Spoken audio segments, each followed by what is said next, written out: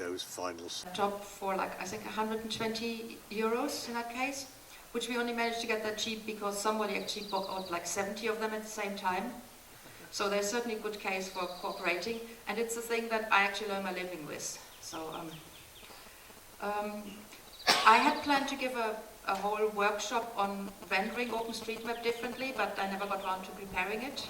So I was asked to give a short talk, and then I actually found some slides that I've given at a tech meeting in Amsterdam a few months ago. So I skipped a few of them, but if there's more questions to go in detail, I'm happy to do that with people later as well. It's about OpenStreetMap and about using it for humanitarian causes. Just a quick raise of hands. Who knows what OpenStreetMap is? Who's using OpenStreetMap to put data in? Okay. Who has heard of the kind of mapping events that happened like for Ebola or now after the earthquake in Nepal? Okay. So OpenStreetMap is basically something like the Wikipedia version of Google Maps. It's maps that we can make ourselves by putting the data in that we find relevant, and it's not just fun to actually say, oh yes, there's a post box, or this little street at the end of this little lane at the end of my street is called this and that, but having maps actually shape also very much how people see the world. A typical map of a city will have like the big ring roads and the big motorway in thick colors, and possibly often not showing even the footpaths because the scale doesn't work. So that's a typical map on the left. The motorway is big in the blue, the main roads. But if you put in your own data, you can also say, well, actually I'm more interested in the cycle passes. I don't really care where the motorway is because I'm not going to cycle on it anyway. I need to know where the cycle passes connect. I need to know where the public transport is going, or I need to know which routes have steps in them, because otherwise my wheelchair doesn't go through there. So different users, even when it comes for transport, have very different needs for maps. And if we generate that data, we can actually use it for ourselves, and we can also present the world in the way that we think is relevant. So maps are also very much an instrument of power. What you see there is a screenshot of Gaza City in Palestine. On the left you see OpenStreetMap, which has like lots of street names in there. It has hospitals in there. It has mosques and shops and other things. On the right, that's Google Map. You have to be happy that by now, actually, when you type in Palestine, you actually come to Palestine. Until a few years ago, Palestine was a place in the US, and only that.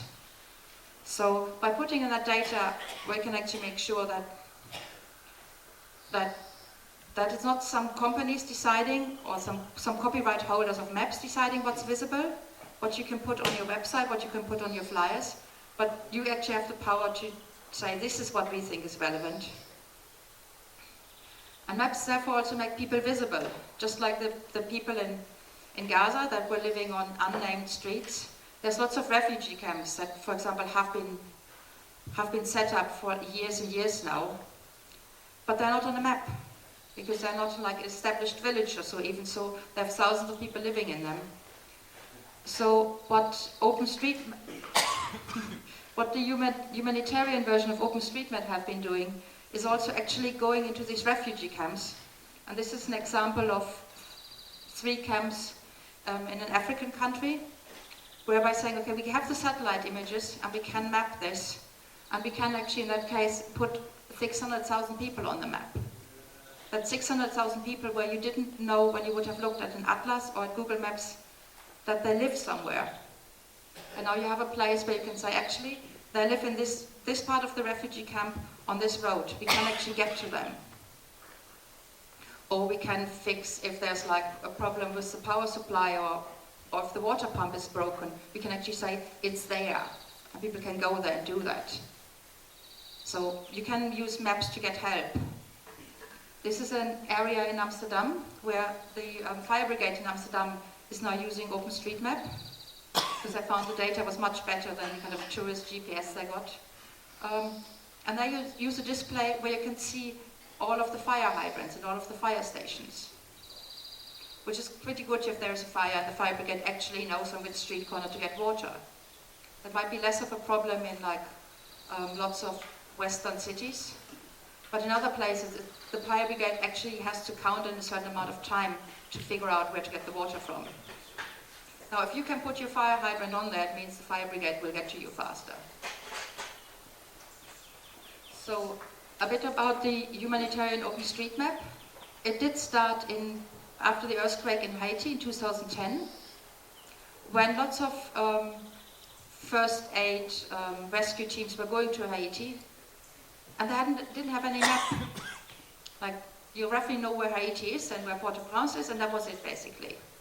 So emergency teams were going there with like hand-drawn maps to find out where the hell to go, where people might be.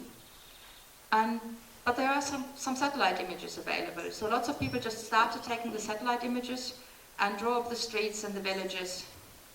And actually just within 48 hours already getting better images.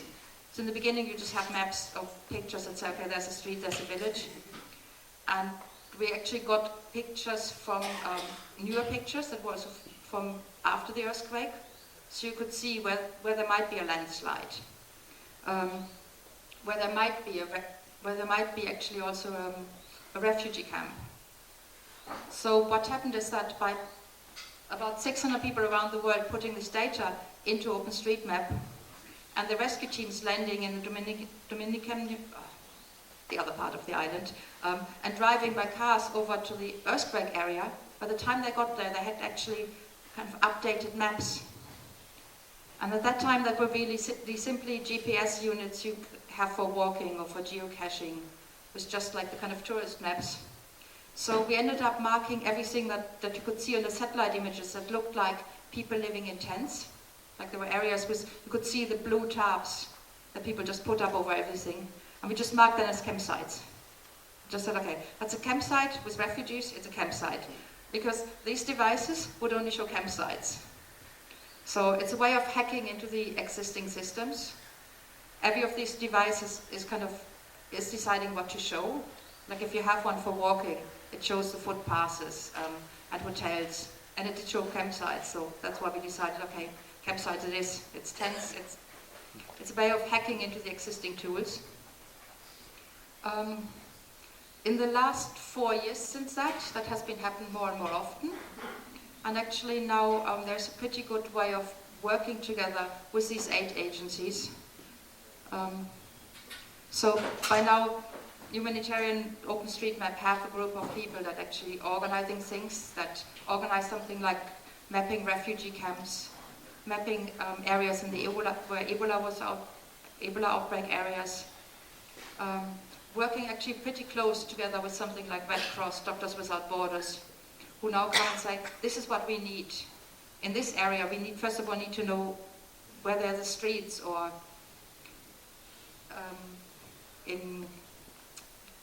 for mapping for Ebola, we ended up with really old military maps and hand-drawn maps with village names on them. So we're trying to find out which village has which name, because they said, we have people coming into our hospitals or into our aid stations, and they say they come from so-and-so. And we have no idea whether that's a neighborhood in Monrovia, just around the corner, or whether that's a village 20 kilometers away. And if you have a transmittable disease, that does make a difference. So in that case, I said, we need to know the names of the places. In other cases, the requirements are different.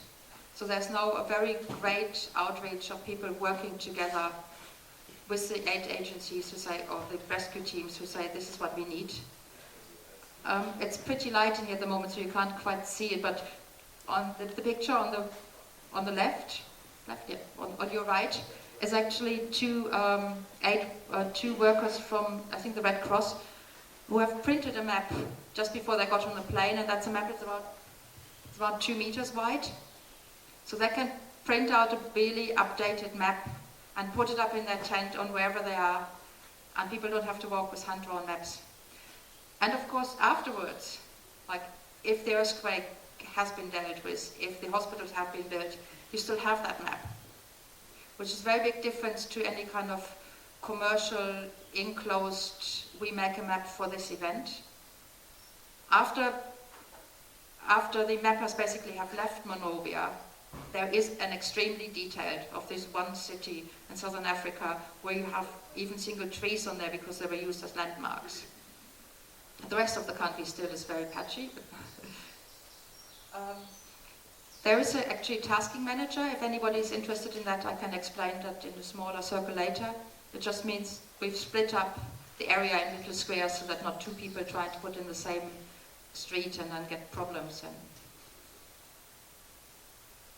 so usually armchair mapping is described as sitting on your couch and mapping from satellite images. And armchair activism is also this kind of derogative term for people who only talk but don't do anything. But I think in case of OpenStreetMap and humanitarian crisis mapping, that's a pretty good use of armchair activism.